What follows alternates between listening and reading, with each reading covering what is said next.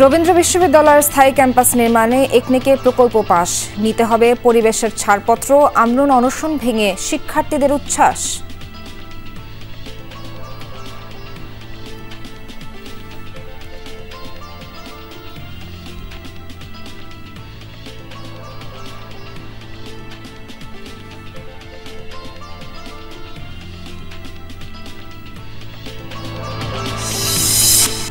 August থেকে শুরু হবে রাকসু নির্বাচনের মনোনয়নপত্র বিতরণ, প্রস্তুতি ঘাটতির কারণে পেছালো সময়। ছাত্র সংসদ নির্বাচনের দাবিতে রোকেয়া বিশ্ববিদ্যালয়ে আন্দোলন।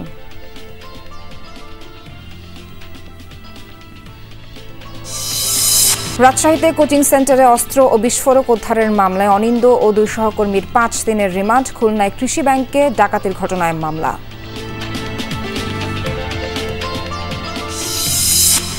হিলি স্থলবন্দর দিয়ে ভারত থেকে পেঁয়াজ আমদানি শুরু, বিক্রি হতে পারে 40 থেকে 50 টাকায়, বলছেন আমদানিকারকরা। এখনো পেঁয়াজের বাজার শুরু হয় নাই, আশা করছি আমরা 40-50 টাকার মধ্যে বেচতে পারবো। মারাত্মক দূষণের কবলে আখাউড়ার 4 নদী। ত্রিপুরা থেকে বর্জ্য মিশ্রিত পানিতে ভেসে আসছে মদ, বিয়ারের অসংখ্য খালি বোতল। স্বাস্থ্য ঝুঁকিতে স্থানীয়রা। এই কালো পানিটার জন্য আমাদের নদীর যে সুস্বাদু যে মাছটা ছিল, মাছটাও বিলুপ্ত হয়ে গেছে। অ্যালার্জি হইতেছে, তারপরে গুঁড়া হইতেছে, তারপর বিভিন্ন ধরনের বড় বড় ধরনের রোগ হইতেছে, মহাবেদ হইতেছে। শেরপুরে ভাইরাল ফিভার, সর্দি কাশির প্রকোপ। আক্রান্তদের বেশিরভাগই শিশু। জনবল সংকটে হিমশিম অবস্থা সদর হাসপাতাল কর্তৃপক্ষের।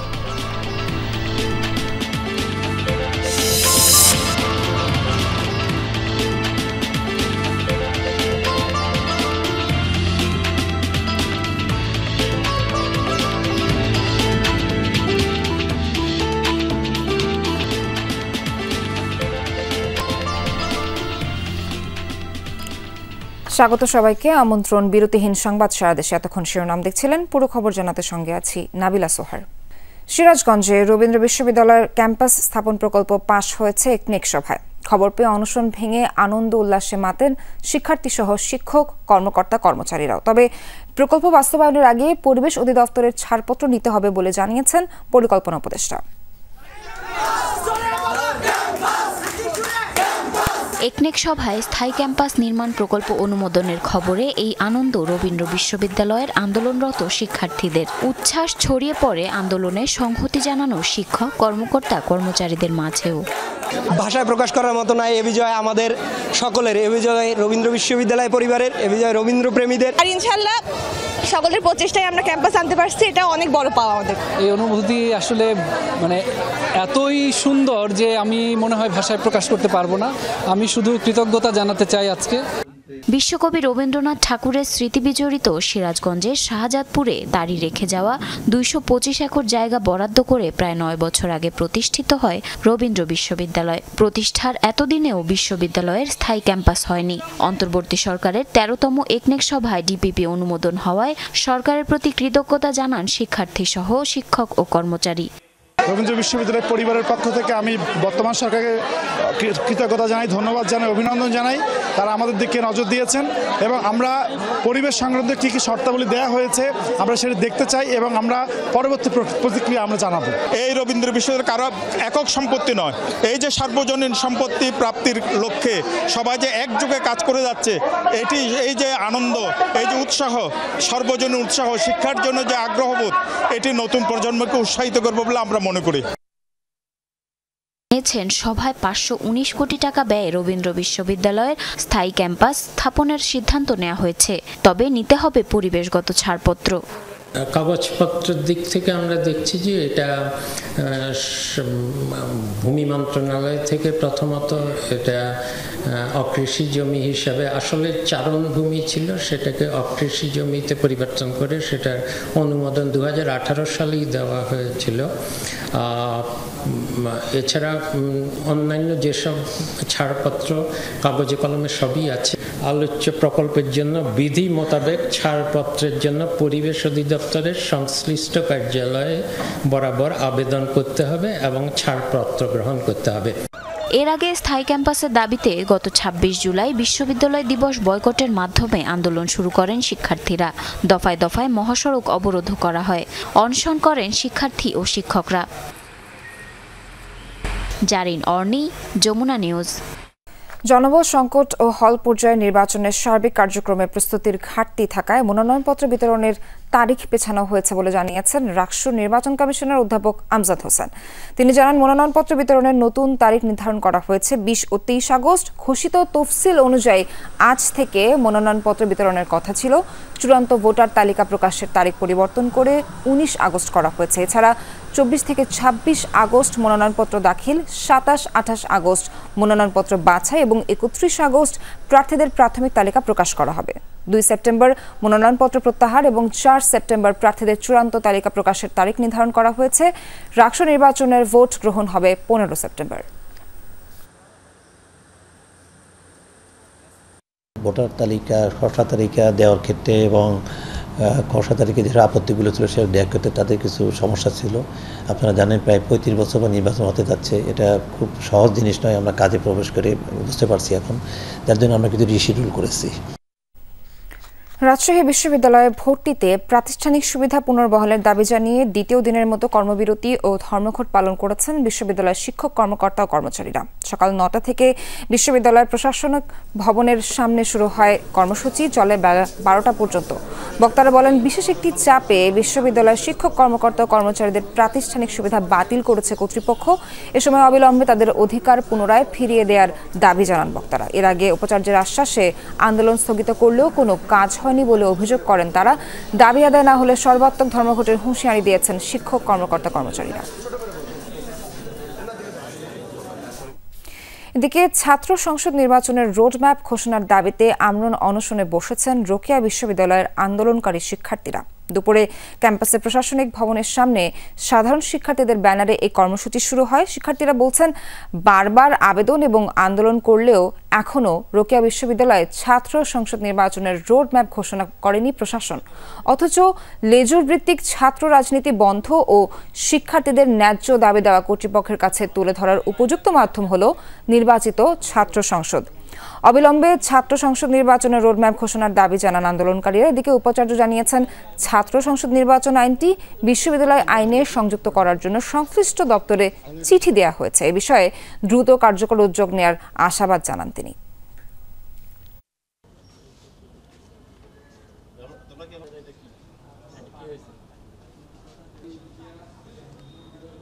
কোটা আন্দোলনের ৯ দফার মধ্যে ছিল প্রত্যেক ক্যাম্পাসে ছাত্র সংসদ নির্বাচন দেওয়া, কিন্তু জুলাই আন্দোলনের ১ বছর পেরিয়ে গেল, এখনও বেগম রোকেয়া বিশ্ববিদ্যালয় আবু সাইদের ক্যাম্পাসে এখন মধ্যে ছাত্র সংসদের কোনো দৃশ্যমান পদক্ষেপ আমরা দেখতে পাইনি। বেগম রোকেয়া বিশ্ববিদ্যালয়ের জন্ম থেকেই আমাদের ছাত্র সংসদের একটা ফি আছে, সেই ফিটা নেওয়া হয়। এখন কথা হচ্ছে, আপনি যদি ছাত্র সংসদ না দেন তাহলে আপনি ফি কেন নিচ্ছেন? এই বিশ্ববিদ্যালয়ের আইনে ছাত্র সংসদ ইনক্লুড করার জন্য ভিসি স্যারকে এবং বিশ্ববিদ্যালয় মঞ্জুরি কমিশনেও আমরা গিয়েছিলাম। তারা শুধু আমাদেরকে আশ্বাসই দিয়েছে। একটু সময় দিতে চাই, কারণ একটা আইনগত সংবিধির বিষয়। ত্রুটি বিচ্যুতি না থাকে মহামান্য যেটা পাশ করে সেটার মধ্যে ত্রুটি বিচ্যুতি থাকাটা কখনোই সমীচীন না। সেই দৃষ্টিকোণ থেকে আমাকে বারবার বলেছেন, কালকে আমার কথা হয়েছে, তারা বলছেন যে একটু ছাত্র ভাইদেরকে একটু সময় দেওয়া, আমরা একটু কাজ করতেছি। ৬৫ বছরের পুরাতন মৎস্য বীজ উৎপাদন খামার পরিণত হয়েছে খুলনা বিশ্ববিদ্যালয়ের শিক্ষার্থীদের আবাসিক হলে। শহীদ মীর মুগ্ধ হল নাম দিয়ে একটি ব্যানার টানিয়ে দিয়েছে শিক্ষার্থীরা। তবে এ বিষয়ে বিশেষ কিছু জানা নেই বলে দাবি বিশ্ববিদ্যালয় কর্তৃপক্ষের। মৎস্য বিভাগ বলছে, এভাবে চলতে থাকলে ক্ষতিগ্রস্ত হবে মৎস্য উৎপাদন। গল্লামারী সেতু পার হয়েই খুলনা সাতক্ষীরা মহাসড়কের পাশে ১৯৫৯ সালে গড়ে তোলা হয় মৎস্য বীজ উৎপাদন খামার। এখান থেকেই পরিচালিত হয় sustainable coastal and marine fisheries বা SCMFP প্রকল্প। গেল ১০ আগস্ট খুলনা বিশ্ববিদ্যালয়ের শিক্ষার্থীরা এই খামারে শহীদ মীর মুগ্ধ হল নামে একটি ব্যানার টানিয়ে দেয়। আবাসন ও শিক্ষা কার্যক্রমের জন্য জায়গা সংকটের কারণে বিশ্ববিদ্যালয়ে ঘেঁষা ৪.৫ একর জমির উপর নির্মিত খামারটি অধিভুক্তের দাবি দীর্ঘদিন ধরেই জানিয়ে আসছিল শিক্ষার্থীরা। ঊর্ধ্বতন কর্তৃপক্ষ উদ্যোগ না নেয় খামারটি নিজেরাই আয়ত্তে নেয় তারা। শহীদ মীর মুগ্ধমহল হিসেবে এটাকে আমরা ঘোষণা দিয়েছি। সেই প্রেক্ষিতে আমাদের এখানে আবাসন সংকট রয়েছে, যেটার কারণে আমাদের আসলে এখানে জড়ো হওয়া। খোল নেওয়ার পরেও বা এখানে আমরা আটকে যাওয়ার পরেও এই প্রতিষ্ঠানটির কোনো জায়গায় কোনো সম্পত্তির একটা বিন্দুমাত্র ক্ষয়ক্ষতি পর্যন্ত হয়নি। এটা সম্পূর্ণ আমাদের নিরাপত্তার দায়িত্বে বা রক্ষণাবেক্ষণের দায়িত্বে আছে। তবে শিক্ষার্থীদের এমন কাণ্ডকে আইন পরিপন্থী বলছে খোদ বিশ্ববিদ্যালয় অ্যালামনাই অ্যাসোসিয়েশন। উদ্বেগ জানিয়েছে বাংলাদেশ ফ্রোজেন ফুডস এক্সপোর্টার্স অ্যাসোসিয়েশনও। অবশ্যই এটি একটি সরকারি প্রতিষ্ঠান, আমরাও একটি সরকারি প্রতিষ্ঠান। একটি সরকারি প্রতিষ্ঠান হিসেবে তো আমরা কখনোই আর একটা সরকারি প্রতিষ্ঠানে এভাবে যাওয়াকে সমর্থন করি না। খামারের 10টি পুকুরে গলদা চিংড়ি সহ বিভিন্ন কার্প জাতীয় মাছের পোনা রয়েছে। মৎস্য বিভাগের দাবি, রক্ষণাবেক্ষণ করা না হলে সেগুলো যেমন নষ্ট হবে তেমনি ক্ষতির মুখে পড়বে খামারিরা। ব্রিডিং না করালে আমার যে কোটি কোটি মাছের পোনার উৎপাদন সেটা ব্যাহত হয়ে যাচ্ছে। তাই এই যে গুণগত মানসম্পন্ন কয়েক কোটি মাছের পোনা চাষিরা বঞ্চিত হচ্ছে, তাহলে আলটিমেটলি আমরা আমাদের ন্যাশনাল প্রোডাকশনে কিন্তু এটা একটা হ্যাম্পার হবে। সংশ্লিষ্ট মন্ত্রণালয়ের নির্দেশনা পেলেই পরবর্তী পদক্ষেপ নেওয়া হবে বলে জানালেন জেলা প্রশাসক। খুলনা জেলার যে মৎস্য বিভাগ তারা জানিয়েছেন এবং এ বিষয়ে আমরা সকলেই সরকারের উচ্চ পর্যায়ে কি সিদ্ধান্ত হয় তার জন্য অপেক্ষা করছি। খামার ব্যবস্থাপক জানান, গত 1 বছরে এখান থেকে কার্প জাতীয় মাছের রেণু ও পোনা সংগ্রহ করেছে ৭৫,০০০ মৎস্যচাষী। এছাড়া চিংড়ির রেণু সংগ্রহ করেছে ৪৮০ জন, আর প্রশিক্ষণ নিয়েছেন অন্তত ২৯,০০০ মৎস্যচাষী। এছাড়াও বিভিন্ন প্রকল্পের আওতায় সুবিধাভোগ করছেন ৭,০০০-এর বেশি চাষী। হুমায়ুন রশিদ, যমুনা নিউজ। রাজশাহীর কাদিরগঞ্জে অস্ত্র, বিস্ফোরক ও মাদকদ্রব্য নিয়ন্ত্রণ আইনের মামলায় কোচিং সেন্টারের মালিক মুনতাসিরুল আলম অনিন্দ ও তার 2 সহকর্মীকে 5 দিনের রিমান্ড দিয়েছেন আদালত। সকালে তাদের আদালতে তুলে পুলিশ 7 দিনের রিমান্ড আবেদন করলে আদালত 5 দিন মঞ্জুর করেন। সে সাথে তাদের জামিন নামঞ্জুর করেন আদালত। শনিবার একটি কোচিং সেন্টার থেকে অবৈধ অস্ত্র ও বিস্ফোরক উদ্ধারের পাশাপাশি মুনতাসিরুল আলম অনিন্দকে তার 2 সহকর্মী সহ আটক করে যৌথ বাহিনী। গতরাতে বোয়ালিয়া থানা পুলিশের এসআই রেজাউল করিম বাদী হয়ে 3 জনের বিরুদ্ধে অস্ত্র, বিস্ফোরক ও মাদকদ্রব্য নিয়ন্ত্রণ আইনে মামলা করেন। পুলিশ জানায়, গ্রেফতার অনিন্দ হলি আর্টিজান হামলা ও অধ্যাপক রেজাউল হত্যা মামলায় সাজাপ্রাপ্ত আসামি শরীফুলের ঘনিষ্ঠ সহযোগী হিসেবে এর আগেও একাধিকবার গ্রেফতার হয়েছিল। তার বাবা মহানগর বিএনপির সাবেক সহসভাপতি, আওয়ামী লীগের প্রেসিডিয়াম সদস্য ও সাবেক মেয়র খায়রুজ্জামান লিটন তার চাচাতো ভাই। খুলনা কৃষি ব্যাংকে ভল্ট ভেঙে টাকা লুটের ঘটনায় মামলা হয়েছে, তবে এখনও গ্রেফতার হয়নি কেউ। শনিবার রাতে ব্যাংকের রূপসা ঘাট শাখা ব্যবস্থাপক অজ্ঞাতদের আসামি করে মামলাটি করেছেন। পুলিশ বলছে, সিসি ক্যামেরার ফুটেজ দেখে জড়িতদের শনাক্ত করে গ্রেফতারে অভিযান চলছে। সেই সাথে লুট হওয়া 16 লাখ টাকা উদ্ধারেও কাজ করছে তারা। শুক্রবার ভোর রাতে গেট ভেঙে ব্যাংকে প্রবেশ করে দুর্বৃত্তরা। প্রথমে সিসি ক্যামেরাগুলো কাপড় দিয়ে ঢেকে দেয় তারা, এরপর ভল্ট ভেঙে টাকা লুটে নেয়। এই ঘটনায় ব্যাংকের 3 নিরাপত্তা কর্মীকে জিজ্ঞাসাবাদের জন্য হেফাজতে নিয়েছে পুলিশ।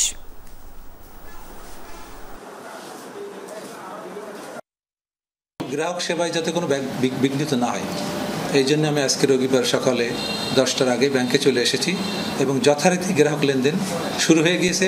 এ বিষয়ে গ্রাহকের কোনো আতঙ্কিত হওয়ার প্রয়োজন নেই। আমি মুখ্য আঞ্চলিক ব্যবস্থাপক, এই ঘটনার উপরে আমি একটা প্রতিবেদন আজকে দিব। আর আমার জিএম অফিসে যে ভিজিলেন্স টিম আছে 3 সদস্যের, একজন ডিজিএম প্রধান, 3 সদস্যের ভিজিলেন্স টিম, তারাও এই বিষয়ে তদন্ত করে প্রতিবেদন দিবেন।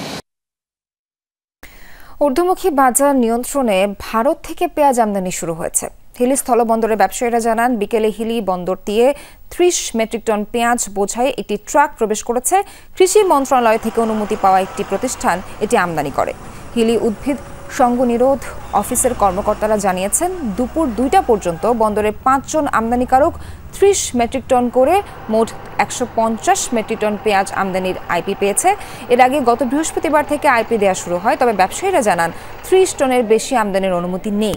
ভারত থেকে আমদানি করা পেঁয়াজ 40 থেকে 50 টাকায় বিক্রি করা সম্ভব হবে বলেও জানান আমদানিকারকরা। এদিকে সোনা মসজিদ বন্দর দিয়ে পেঁয়াজ আমদানি শুরু হয়েছে। আমরা আইপির জন্য আবেদন করছি 1000 টন 500 টন, কিন্তু আইপি দিচ্ছে শুধু 30 টন। আমাদেরকে বলা হচ্ছে 30 টন আবেদন করে 30 টন করে আইপি দেওয়া হবে। অলরেডি আমি আজকে একটা 30 টন আবেদন করার পরে আইপি পেয়েছি, এলসি হয়ে গেছে এবং অলরেডি বাংলাদেশে 30 টনের একটা পেঁয়াজের গাড়ি ঢুকছে আবার। এই বিষয়ে সবশেষ আপডেট জানবো আমাদের সহকর্মী মুরাদ ইমাম কবিরের কাছ থেকে। কবির, অনুমতি পাওয়া যে বাকি পেঁয়াজ আছে সেগুলো কখন নাগাদ প্রবেশ করতে পারে বলে জানতে পারলেন? একটু বিস্তারিত জানাবেন। নাবিলা, সবশেষ খবর অনুযায়ী আজকে এখন পর্যন্ত 2 ট্রাক পেঁয়াজ আমদানি হয়েছে। আপনি আমার পিছনে যেই ট্রাকটি দেখতে পাচ্ছেন এটি ভারত থেকে আমদানি করা, এবং আমরা যতটুকু জানতে পেরেছি এই পেঁয়াজগুলো আমদানি হয়েছে ইন্দোর থেকে। আর হিলিস্থল বন্দরে যেটি আপনি কিছুক্ষণ আগেই যেটি জানিয়েছিলেন যে হিলিস্থল বন্দরে 5 জন আমদানিকারক এখন পর্যন্ত আইপি পেয়েছে, আর এই 5 জন আমদানিকারক পেয়েছে 150 মেট্রিক টন। আজকে হিলিস্থল বন্দর 4 ট্রাক পেঁয়াজ আমদানি হওয়ার কথা রয়েছে। এখন পর্যন্ত 2 ট্রাক পেঁয়াজ আমদানি হয়েছে, এখনো বাকিগুলো এখনো পাইপলাইনে রয়েছে। এগুলো যে কোনো সময় হয়তো দেশে প্রবেশ করতে পারে। আর আরেকটি বিষয় সেটি হচ্ছে যে যদি বাজারের পরিস্থিতি বলি, এখনো কিন্তু যে পেঁয়াজগুলো আমদানি হয়েছে এগুলো কিন্তু এখনো বেচাকেনা শুরু হয়নি, অর্থাৎ এখানে বহুত পাইকারি ক্রেতা এসেছেন, তারা এই পেঁয়াজগুলো দেখছেন। তবে বাজারের যে কেনা বেচা সেটি এখনো শুরু হয়নি। তবে যারা পাইকারি ক্রেতা রয়েছে তারা আশা করছে যে হয়তো এখানে কিছু পেঁয়াজ বিক্রি হতে পারে, আবার আমদানিকারক এমনও হতে পারে যে এই পেঁয়াজগুলো ঢাকা সহ দেশের বিভিন্ন প্রান্তে পাঠিয়ে দিতে পারে। তবে দাম যেটি বলছে সেটি হচ্ছে যে দাম এখনো নির্ধারণ হয়নি। তবে যারা পাইকারি ক্রেতা আছে তারা হয়তো আশা করছে যে আজকে হয়তো 40 থেকে 50 টাকা কিংবা 55 টাকা দরের মধ্যেই হয়তো পেঁয়াজগুলো বিক্রি হবে। তো এই পেঁয়াজ আমদানি যেহেতু শুরু হয়েছে, আগামী তো যে পেঁয়াজ অব্যাহত থাকবে। তবে আইপি যে পাওয়ার বিষয়টি পেঁয়াজ আমদানি করার পর দাম এখনো নির্ধারণ হয়নি। ধন্যবাদ আপনাকে। কুমিল্লায় নিত্য পণ্যের বাজারে সবই পর্যাপ্ত, কিন্তু দামে কাটছে না অস্বস্তি। অভিযোগ, যে যেভাবে পারছে টাকা হাতিয়ে নিচ্ছে, কিন্তু পণ্যের মূল্য চুকাতে মধ্যবিত্তদের উঠছে না বিশ্বাস। বিক্রেতাদের একই সাফাই, উৎপাদন খরচ বাড়তি। দাম বৃদ্ধির পেছনে রয়েছে সিন্ডিকেটের হাতও। পর্যাপ্ত সরবরাহ, কিন্তু সব নিত্যপণ্যের দাম ঊর্ধ্বমুখী কুমিল্লার বাজারগুলোয়। চাল, ডাল, তেলের দরে কাটছে না অস্থিরতা। 100 থেকে 150 টাকার নিচে মিলছে না সবজিও। বেড়েছে ডিমের দাম, আর মাছ মধ্যবিত্তের ধরাছোঁয়ার বাইরে। তখন ঘোরাঘুরি করলাম, একদম সর্বনিম্ন যদি তেলাপিয়ার কথাও চিন্তা করি, সে তেলাপিয়াটাও কেনার মতো না। 240 টাকা থেকে 300 টাকা অবধি, অনেক দাম। আপনার টমেটোর কেজি আপনার 200 টাকা করে কেজি। তারপর কাঁচামরিচ নিলাম 100 গ্রাম 40 টাকা। বাসার থেকে বের হওয়ার সময় যেমনটা বাজেট নিয়ে বের হই, তার থেকে একটু টাকা আসলে বেশি পরিমাণে লেগে যাচ্ছে। বন্যার কারণে ফরিয়ার ফারার গাছগুলা ভাঙ্গিয়া হরে রয়েছে, মাছ টান দিলে মাছ আসে না। নগরীর রাজগঞ্জ, রানীর বাজার, চকবাজার, বাদশামিয়া সহ সবগুলো বাজারেই নিত্যপণ্যের দামে বিস্তর ফারাক। পেঁয়াজ 50 টাকা থেকে বেড়ে 80 টাকা, রসুন 120 থেকে 140, আদা কেজি প্রতি 120 থেকে 180 টাকা। গরম মশলায় হাত দিলেই লাগছে ছেঁকা। এমন মূল্য বৃদ্ধিতে দিশেহারা ক্রেতা। আমরা তো গরিব লোক, আমরা কিছু কিনে খাইতে পারি না, অতিরিক্ত দাম বেশি। আজকের কিনে 10 টাকা, কালকে হয়ে যায় 20 টাকা, তো আমরা 20 টাকা পাবো কই? গরম মশলা সবচেয়ে বেশি দাম বাড়ছে এলাচে আছে 5800। আদা অন্যান্য মাল যেভাবে বাড়তেছে এভাবে আমরাও তো কিন্তু অনেক সমস্যা হয়ে যায়। স্বস্তি নেই চালের বাজারেও। কেজি প্রতি বেড়েছে 10 থেকে 12 টাকা।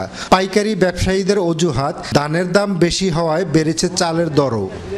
ধানের দাম বৃদ্ধির কারণে কিছুটা চালের দাম বেড়েছে। বর্তমানে চালের বাজার নিম্নমুখী। 2800 বিক্রি হইতেছে, নিচে 2750, উপরে 2850। মিনিকেট ব্যাস হইতেছে উপরে 4000, নিচে আপনার 3800 টাকা।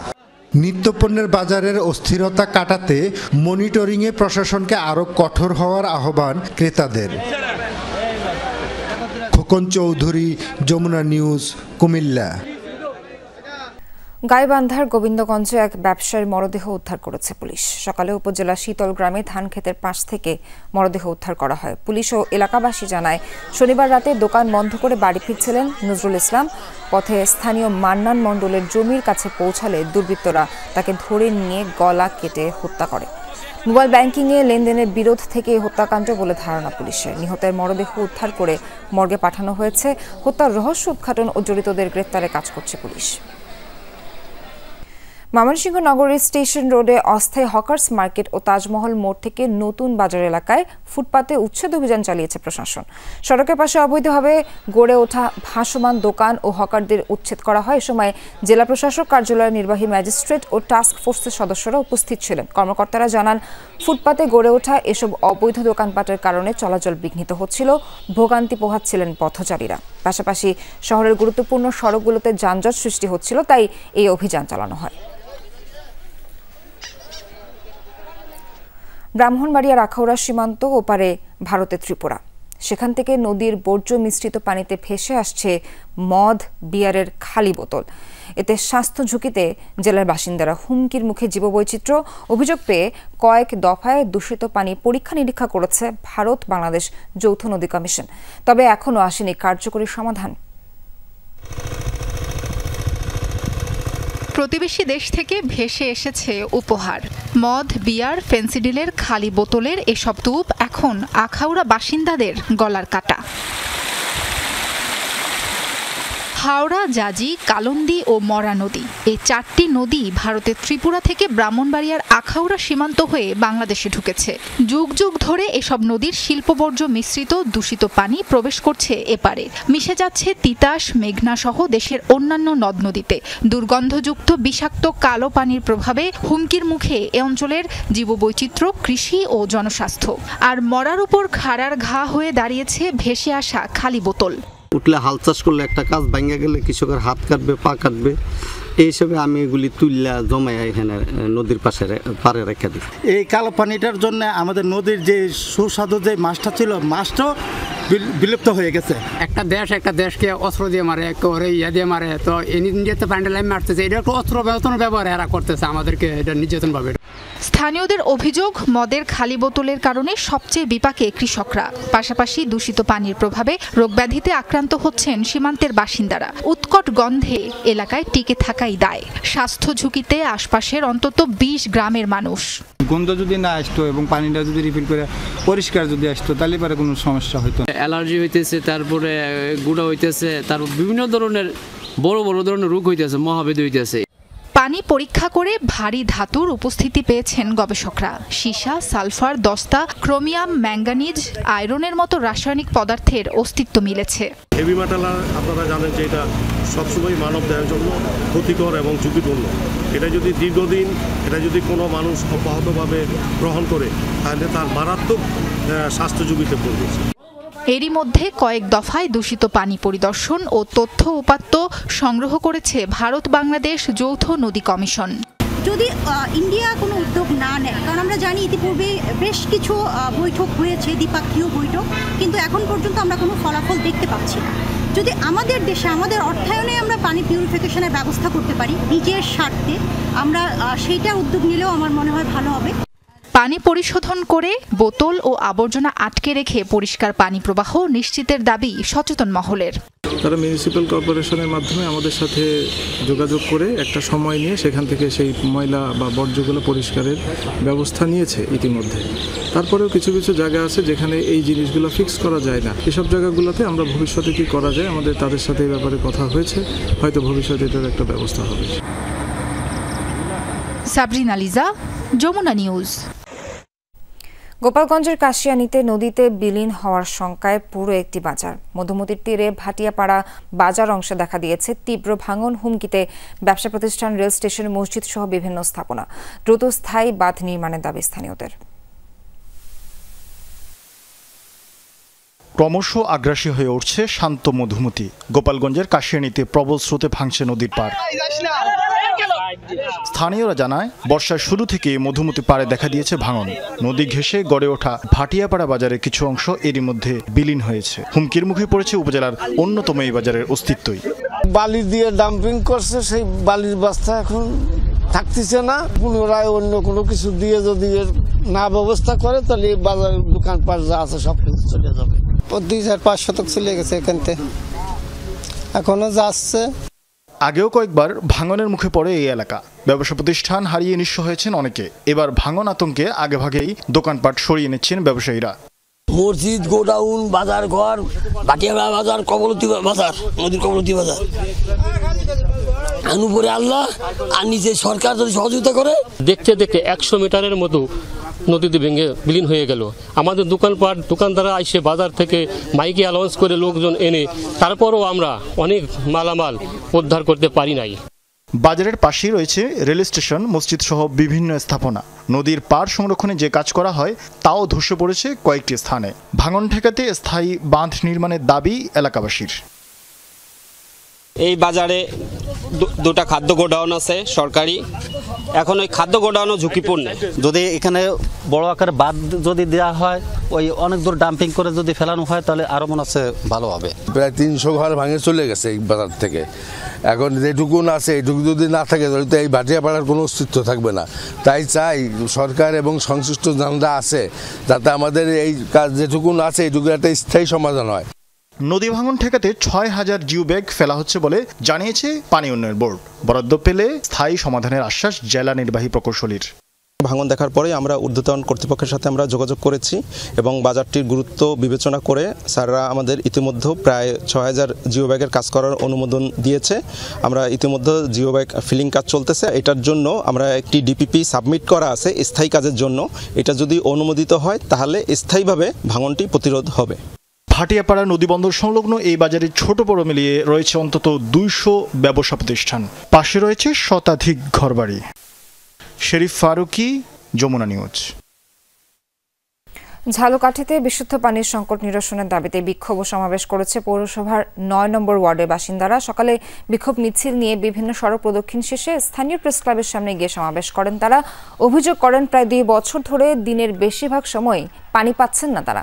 সংকট তীব্র আকার ধারণ করায় খাওয়া দাওয়া সহ নিত্য প্রয়োজনীয় কাজে বিপাকে পড়তে হচ্ছে গ্রাহকদের। সমাবেশ শেষে বিক্ষোভ মিছিল নিয়ে জেলা প্রশাসকের কাছে স্মারকলিপি দেয় এলাকাবাসী।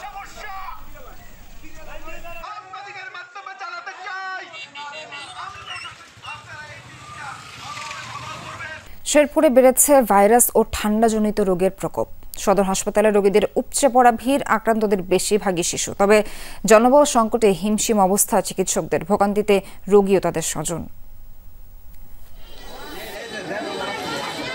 শেরপুর সদর হাসপাতাল বহির্বিভাগের টিকিট কাউন্টারে নারীদের দীর্ঘ লাইন ছাড়িয়ে গেছে মূল ফটক পর্যন্ত। পুরুষদের লাইনেও একই চিত্র, দীর্ঘ অপেক্ষা। একদিকে তীব্র গরম, আবার আবহাওয়ারও পরিবর্তন ঘটছে। তার সাথে পাল্লা দিয়ে বাড়ছে জ্বর, সর্দি সহ ঠান্ডাজনিত রোগবালাই। আক্রান্তদের বেশিরভাগই শিশু। অনেকক্ষণ থেকে আমি লাইনে দাঁড়িয়ে আছি, প্রায় 1 ঘন্টা যাবত বাচ্চাকে নিয়ে। বাচ্চার জ্বর ঠান্ডা প্রচুর। আমার বাচ্চা 4 দিন হয়েছে, হাসপাতাল নিয়ে আসি, জন্ডিস হয়েছে।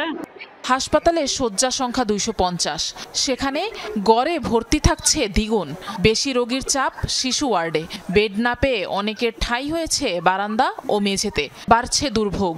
বাচ্চার ঠান্ডা, শ্বাসকষ্ট, 1 সপ্তাহ যাবত এখানে আসছি, এখনো ভালো হইতেছে না। আরো 3 দিন যাবত থাক হয়েছে। রোগীর জন্য একটা নার্স থাকা উচিত, কিন্তু সেই অনুযায়ী আমাদের আসলে 4টা না, মানে 20টা রোগীর জন্য একটা নার্স আমাদের নাই। আমাদের নার্সের সংখ্যা একটু বাড়ানো হয়, তাহলে আমরা মনের মতো করে সেবা দিতে পারবো। হাসপাতাল কর্তৃপক্ষ বলছে সীমিত জনবলের কারণে গলদঘর্ম অবস্থায় তারাও। তবুও সাধ্যমতো স্বাস্থ্য সেবা দেওয়ার চেষ্টা চলছে।